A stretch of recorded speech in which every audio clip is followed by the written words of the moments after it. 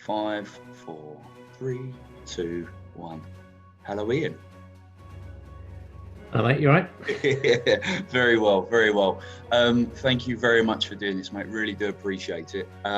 Just so everyone's aware of what we're doing, we're going to be kicking off a series of interviews over the coming weeks, just to really get a feel for how firms are coping throughout the Corona crunch, and just seeing how firms like yourself, Ian, are getting on, what you're doing, and where you see the market going forward. What impacts are being had across the board, so on and so forth. So I think it'd be a good starter, really, is if you could just, I suppose, introduce yourself, Fiske, your role within Fiske, and we'll go from there, mate. Yeah, sure. So Fiske, a fairly small, traditional stockbroking firm. So we offer a number of services to our clients: wealth management, discretionary, advisory, execution only. Relatively small player, but we've been around a number of years. In terms of my role there, I'm COO. So in a small company, that actually involves wearing a number of hats. So we have our own in-house clearing. So we've got our own nominee company, own operations team, client money permissions, things like that. So I've got oversight of that. Bit of IT. We actually outsource our IT, but it's owning that relationship and the strategy that goes with that. Bit of HR, Nice. generally shared around, which is always interesting. Yeah. And really, it's just wherever it's needed. Really, it's just keeping the company running and moving forward. Excellent. And you guys have been around since the 70s, right? We have, yeah, 1972 or 3, I think. Good stuff. Good stuff. Still going strong. Right. I haven't been there all the time. You don't look it, mate. So yeah, really, I think kind of making it more relevant to here and now, and sort of getting onto the main crux of issues, what a lot of people are facing at the moment. But aside from the obvious, what would you say the biggest challenge that Fiske as an organisation has faced over the last month now that we've been in lockdown? Yeah, so obviously the biggest challenge has been moving to this remote working environment. So we just to take it back a step before the actual lockdown, we saw this coming as early as sort of late February. So one of our non-executive directors actually lives in Spain, which was obviously a couple of weeks ahead of us. And we had a board meeting at the beginning of March where he said, look, this is coming to London. We need to be ready to get the entire business working from home because it's likely that London at least will be locked down. Now, at that point, we had a sort of core BCP team that were able to work remotely, but that was only 2 investment managers, one of the ops team, myself, our CFO, and maybe someone from compliance. So running the business for any length of time on that amount of people would not have been possible. Yeah. So we put a huge amount of effort and a huge push in the build up to lockdown to get in absolutely everyone that we could. Remote connectivity from home. So we gave them devices, we used surfaces, screens, whatever they needed. We worked with our IT company to get all this in place and make sure our connections and that was secure. So we had about 3 weeks to do that, and we ended up getting the vast majority of the 40 odd people that we've got in the company working from home. So now all of our investment managers are working from home, our 3 dealers. So that was a huge challenge. Mainly, I mean, there was two things around that. You rely on a third party firm to help you support that, and they were obviously under a lot of pressure from their other clients at the time as well. And funnily enough, sourcing some of the kit, there's obviously a lot of firms pushing through the same sort of project as we were, and we found quite quickly that places were selling out screens and surfaces and all sorts of things. Yeah. However, we got there, and I think the biggest challenges since lockdown have been around just getting people used to a new normal. So we were quite a traditional firm, and quite paper intensive, I'd say. The same way I guess a lot of wealth managers are.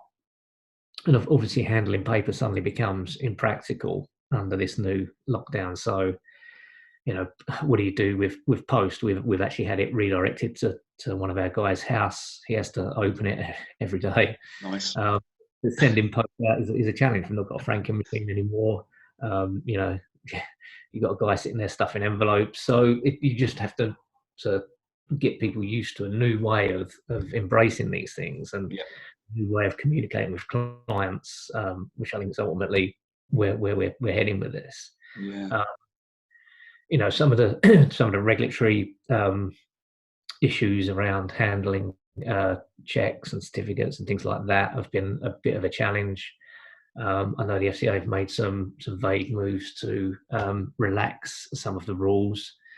The 10-day rule, for example, which was it was a vague stab at improving things. It hasn't actually improved anything, and their timing was terrible. The 10% portfolio drifter. That's it. So they relaxed the rule there slightly, but the timing of the relaxation actually means there's no real benefit to it. The markets are coming back up. Most people reset their performance at the end of March when they send their evaluations. So, thanks for the help. Talk about closing the stable door after the horse has bolted. I think the horse was in another country by the time they did that. But things like an example of a regulatory change would be the physical security reconciliation. Now, luckily, you only have to do that every 6 months. We did it in February, so hopefully we'll be back in the office before we have to do it again. But I can understand that would be a challenge for firms. Okay, good stuff. So, and looking at you kind of mentioned many different areas of the operation there. And obviously it's going to have like domino effect. But where would you say, what area of the operation would you say has been hardest hit, and why? I think there's been a number of big hits for different reasons, funnily enough. I think if you look at our dealing team, they've been quite majorly impacted, but that's been because we've seen quite a high level of trading comparatively to our normal levels. While people try and take advantage of maybe low prices, or the portfolios need some quite careful management through this period. So we've seen high level of dealing, and the guys they're all working from home. There's less screens, less phones for them, so they have been impacted quite heavily. In a different way, the ops guys have been impacted. We've only managed to get 3 of them, so that's about half the team working from home. All the critical functions are covered, but it does put a lot of pressure on those guys. Now, I mentioned earlier that we've got the post going to the head of ops house, so he's having to open the post. Jesus. Having to mail out things like contract notes to clients. He's having to settle deals, do reconciliations. So it's a challenge for him, and it's on top of that, it's the things you don't really think about. Like he's got 2 quite young children that may not appreciate that he needs to be working during the good point. There's juggling a number of things, and then to compound that, we actually hired a new starter who joined mid-March. The timing there was less impeccable. So if trying to train him up and make him useful remotely has been another challenge. I think the dealing guys and the ops teams have been quite heavily hit for different reasons. And then I think the investment managers who are the best one in the world are not the most technological minded guys. Their strengths are investment management, not some of them have struggled a bit with getting to grips with not having anyone there really to support them on the IT. So I'd say that they've been the key challenges, but I think overall we've adapted really well and very quickly. And I think most of the industry has, to be fair. Yeah, definitely. really quickly to this new normal. And I think things could be a lot worse than they actually are, and we're managing all of our critical functions actually really well. And I think we'll come out of this in a much better place than we went in. Yeah. It's one of those things. It's forcing the hand, isn't it? And I saw something the other day. What's the key driver for your digital strategy going forward? And you put, okay, is it CEO, COO, or COVID-19? And that's certainly one thing that's getting a lot of people to rethink how they're positioning themselves going forward. It is, and it's a good thing, because I think what a lot of what we're implementing now in terms of new strategies we would have done anyway, but it's put these things to the forefront of our thinking, whereas before there was always something more important to do than improve maybe things like digital signatures. We've had to embrace that very quickly, and it works really well. And it's something that we want to be able to take into when we go back into the office and back into the normal way of working. There has to be a completely new normal, and some of these improvements that we're putting in place, we've got to make sure we carry them into this new world when we return, because it can only improve things. You touched on digital signatures there, and therefore that's a client engagement element of it, and you pay homage to your investment managers as well, and obviously it's incredibly difficult for them too. So one thing I do want to ask and kind of get a clear understanding of is, how has this impacted the way you're engaging with clients? You say you're quite a paper-intensive business as well. Yep. So there's obviously that aspect to it. But what else are you doing to, I suppose, overcome that?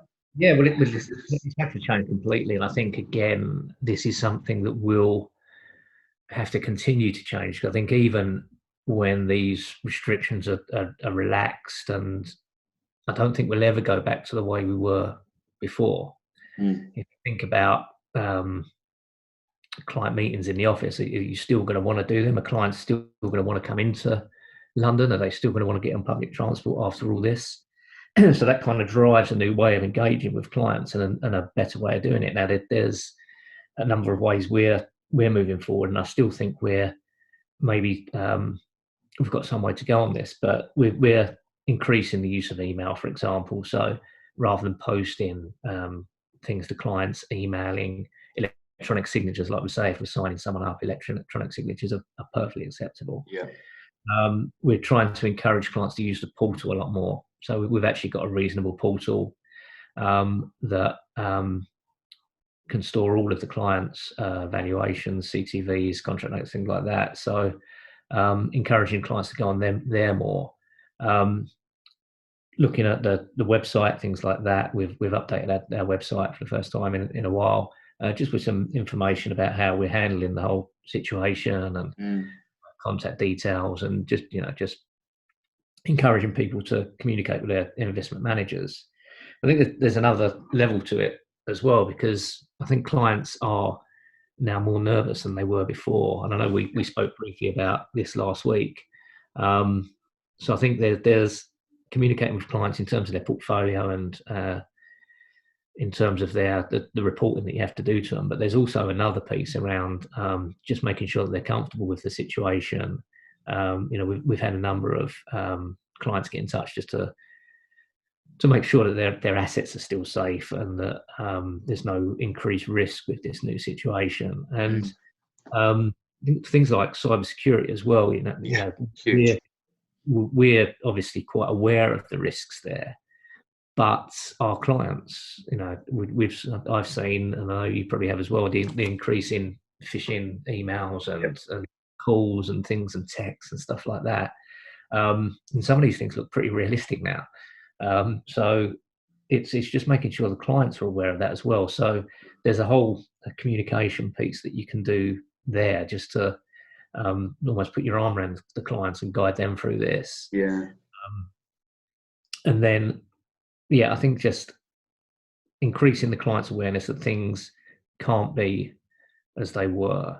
So it's just making sure, like I say, you get clients comfortable with the new way that we're going to be communicating with them. I know some firms have been doing webinars and webcasts for their clients, which I think is actually a great idea. Now, we're not quite there yet. I know some firms have been using Zoom for client meetings, which, you know, I think is something that we'll see a lot more of. There's so many tools out there now that can make these things a lot easier and a lot more modern. And I think we'll see a huge move towards that over the coming weeks and months. Yeah. So I think you talk about cybersecurity there, and I talked to quite a few COOs, CTOs, and the thing at the top of their list is definitely around cybersecurity. So, and this is something I don't think clients are necessarily that savvy about. It's something that they need to be completely aware of, is that they're definitely up for compromise there. That's for sure. So it's good to sort of know that you guys are doing something about that in terms of educating them too. Yeah, I think it's really important. I don't think enough is being done about it, to be honest. And I don't think enough awareness is made of the risks around this. You know, you see adverts on the TV for the virus and things like that, but I think more should be done in terms of the government putting it out there that this is a huge risk now. Absolutely. And people need to be aware, because people are going to get caught out without it. Absolutely. Kind of brings me on to the next point as well, actually, quite nicely, is, what would you say if you did, we're in a much better position now than we were a month ago. Every day is a school day, so we're learning something new every single day. Today's genius is effectively tomorrow's idiot, because we are learning so much. So what would you say are your main lessons learned from everything so far? I think there's, like you say, every day is a school day. So we're learning all the time. I think one of the key things has been that we should never underestimate people's ability to adapt. We said earlier how quickly things have changed and how quickly this has become a new normal, and things are working really well. So it's quite easy to underestimate people's ability to change. People are always very resistant to change. We've seen that. We always see that. But actually, when people are forced into it, they can adapt pretty quickly and adapt well. Yeah. So I think that's something to learn, and that you can always, you should never be afraid to push forward with some change, because you think people can't adapt, they will. I think cybersecurity is a big one. You can never do enough around that. We're learning that all the time. That's been a huge lesson, and there's so much more to do there. Absolutely. I think just communication now. I mean, I'm being out of the office. I'm one for walking around the office and talking to people. Face to face is generally how I like to do things. I think you quickly learn that without that, communication becomes absolutely key. So, reaching out to people, picking up the phone, emailing, sort of big, just making sure people know that you're there, and if there is anything they need, if there are any pain points that they get in touch, and just letting them know that what you're working on to improve things for them. You're aware of their pain points, and that work is being done in the background to improve things for them, and they're not just sitting there going, I don't know what this is, what's going on here, nothing's being done. So I think communication just becomes more important than ever, and you can never do enough of it. So I think they're the key lessons. But like we say, I think if you ask me that question again next week, I'll probably give you answers. That's it. I think sort of with more of now a kind of a future focus is kind of going forward, looking at, like you mentioned a number of times now, is we are going to be going into a very different world than the one we're used to. You look at travel, for example. I travel all the time. That's going to absolutely definitely change. Sorry, mate. I've noticed. Yeah. So that's definitely going to change. But when you look at the long-term effects, not only for working life in wealth management, but from the client's perspective as well, where do you, how do you see? Well, what are the key changes that you're going to see from all this going into the new world? Well, I think we've touched a lot on this already. I think the way we engage with clients is going to be it's going to have to be different. Are you really going to want clients coming into the office for client meetings? So this sort of thing that we're doing now, I think, will become far more common, not just for client meetings, but for any sort of meeting. We saw pretty quickly, actually, a firm that we're both involved with, Goodacre. As soon as this happened, they started their online webinars, whereas normally they would, we all go along to one of their the places they do these things, and you get together and you listen to the presentations. But they almost instantly changed that to online webinars, which I think work really well when you've got really relevant content. So I think you'll start to see a lot more of that than gatherings, if you will. I think tech will become even more important than it is now. It's client portals, client engagement, communication with clients is going to change massively, and you have to embrace that. And not just us embracing that, but the clients embracing that as well, because it will be a huge change for them. And I think there'll be a lot of hand-holding initially going through that, because you get clients of all different skill levels with this sort of thing, all different levels of understanding. So that will change hugely. Hopefully, it'll expedite some of the talk there's been for years and years, certainly ever since I've been in the city, of getting rid of things like checks and certificates and stuff like that, paper that is completely pointless in today's world. So hopefully we'll see some change around that. I think this is another positive to come out of this whole situation. I think that will get pushed along quite nicely too, hopefully. So I think, and in terms of the way we work, I think you'll see a lot more remote working. Will the sort of 9 to 5, 5-day week return? Probably not in the same form that we knew it before. Social distancing is going to have to stay around certainly for the foreseeable future. There's a lot of talk at the moment of people having to wear masks when they're out and about. It's the way we work will have to change. If you think about how near you sit to someone in the office, how near you are to someone on the tube when you come in, all of that's going to have to change. So I think it's difficult to talk about long-term effects at the moment because things are changing so quickly. But I think what isn't in doubt is that we'll see some fairly significant changes in both the way we work and the way we communicate with clients. Absolutely.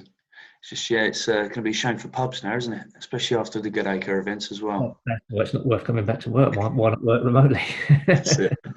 Ian, thank you very much for your time, sir. I know you're a very busy man, so I'll let you get on with the rest of your day.